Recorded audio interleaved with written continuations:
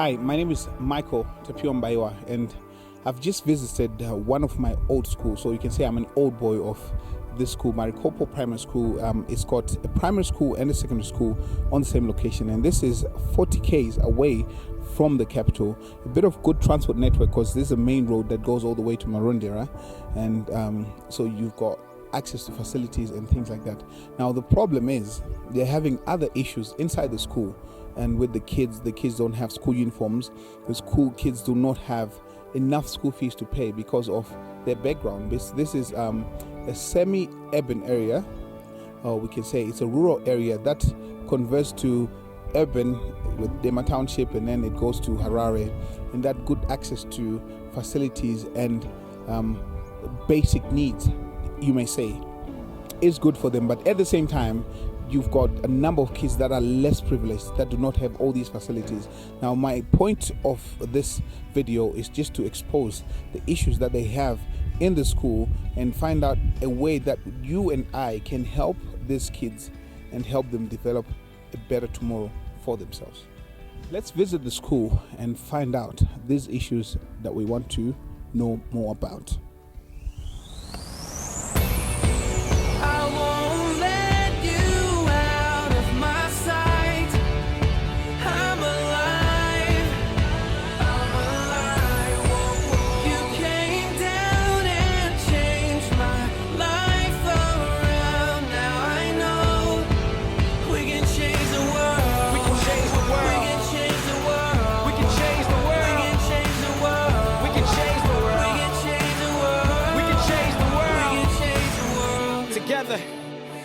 We can change this world, one day at a time, one person at a time, one life at a time. It's 2014 and I'm down on my knee. I'm crying out to heaven like, please help me. I got a good head, got a pretty good career, got a couple degrees, but what it all mean? If you can hear my words, can't see my good deeds. Hanging with the strong, I ain't thinking about the weak. Man, there's something wrong if after this song, the only person that I'm really thinking about is me.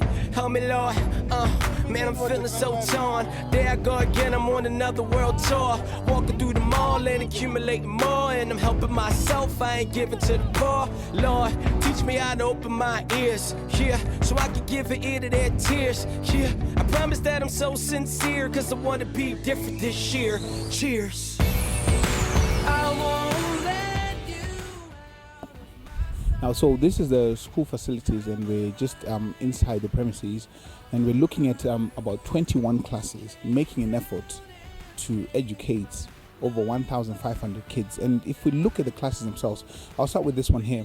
We're looking at, this is grade 1, this is for grade 1's A's, and if you look at it, even the sign itself is not working, and we've got a lock. I'm sure burglars will have a party here if they see a key like this, because they can just burgle it in, and the doors themselves is giving in.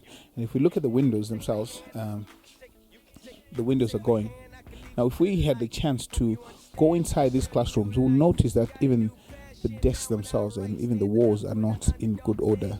And when I was a student here, we used to have charts around, and what we only have is, I think, numbers and things, because the facilities are not enough to be able to do all these things that we used to get when we were kids. So I mean, they're just getting the basics, and when it comes to winter, the children are going to be cold and they're not going to be able to learn it, because they even swatched in those benches. They're supposed to be, I think, about 3 or so, and they're going to be sitting in 6s, and the facilities are not in a good state at all.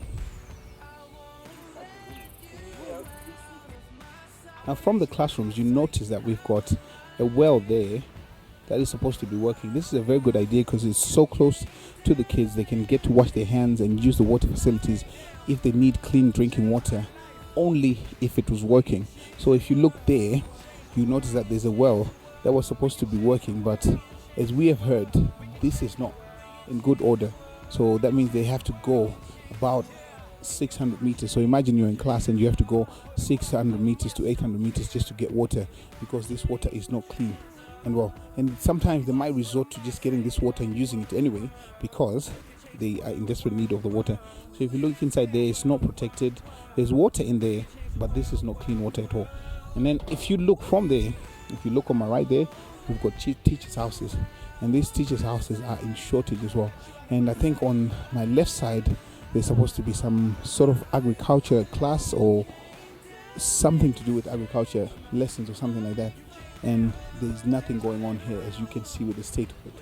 So this is need, and there's a lot of need for all these things to function well, for the pupils to be able to learn. And if you look on my left, you notice there's more windows broken, more windows open. If a burglar wants to come in, they can just come in, help themselves get in there, and then they will lose the books, as if they have enough books. There's not much books, but they're going to lose the ones that they have. And on my left again is a building, I think that is being destroyed by termites or something like that, and might come down in any second. That's room 11 and 12, and it's going to be coming down any moment. So it would be ideal for this well to be working, for them to get water. At least they don't have to travel all the way down to the borehole, which probably has a long queue because the community uses it, and they might be in trouble. So all these areas need to be sorted out.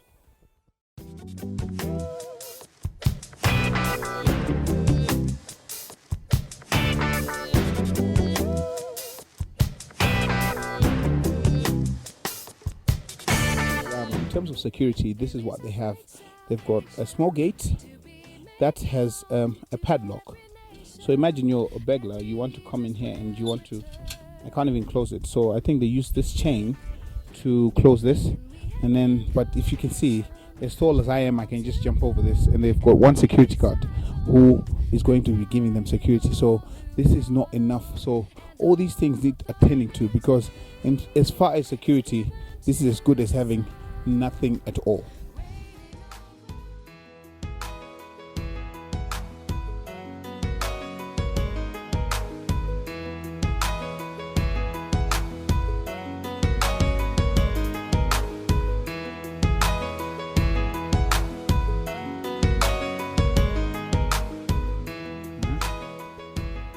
Right, this is the computer laboratory, as you can see, a nice little design there, but if you go inside, I'm not sure you're going to have as much of the fancy look that they have here, because I think they have about 10 computers, 7 of which are working, and the other 3 are not in good working order. But if we look at those computers that they have, they probably are out of date, and if any of them break down, they will not have the facilities to actually fix them and get them to be in good working order. So that's another area that needs to be attended to. And now we're talking about 7 computers, or 7 to 10 computers, trying to assist or educate about 1,500 kids, and surely that is not enough. So they have to share that. I think each student will have an hour or less of a computer lesson in a week, which is not good enough.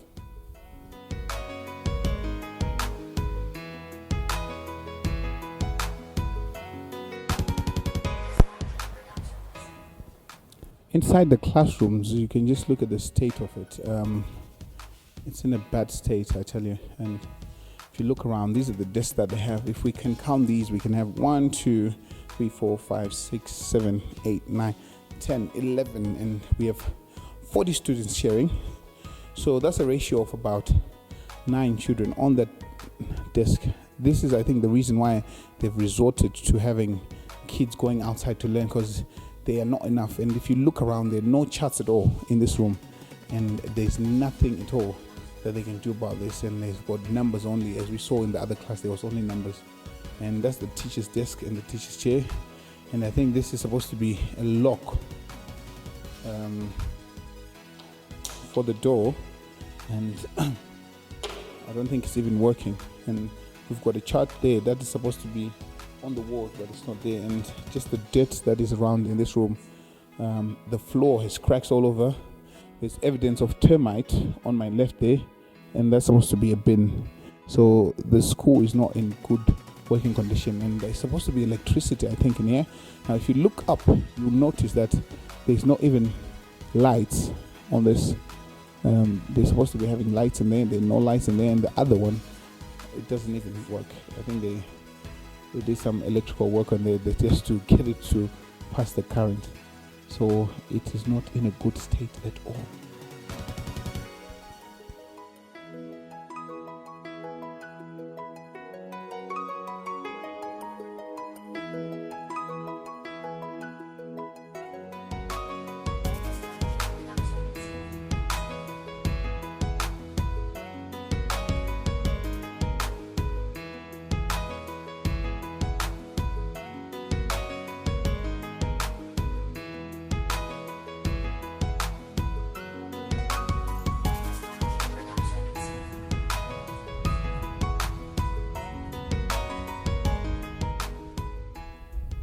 So we're outside the school, and we're just looking around to see what the facilities look like.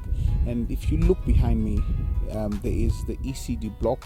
They have a new construction building that they're building. It's 4 rooms that the children are going to be using, but ideally they're looking for about 5 rooms. And there's an old one that might need renovation, and if you look at it, there's only about one or no play center at all. So they need play facilities. So donations or anything that you can help with in terms of that would be most welcome.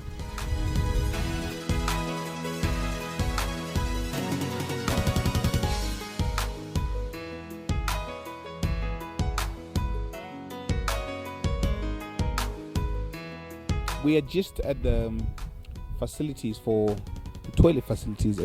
As you can see on my right, there is the staff gentleman toilet, and on my left is the ladies toilet, and this is for staff, and we're talking a staff of 35 staff sharing these toilets. And you can just see by the state around the school that even the grass is not cut because they don't have enough manpower to cut the grass and things like that.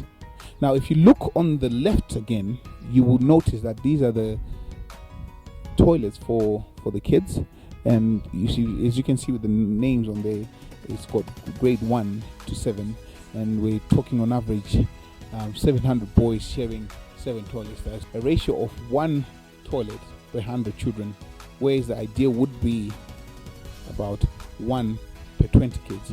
And if we look at the conditions of the toilets themselves, you will notice that these are going under any moment.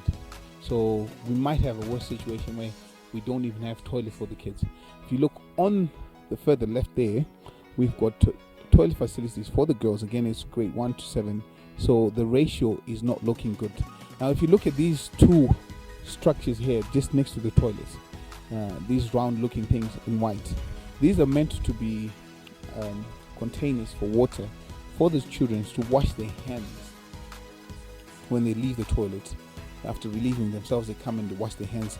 But if we check the conditions of that, we'll notice that these are not even working. So you can just imagine what happens when they leave the toilet. And that is more and more health concerns for these kids. And this is not even working at all. It would be good if it was working.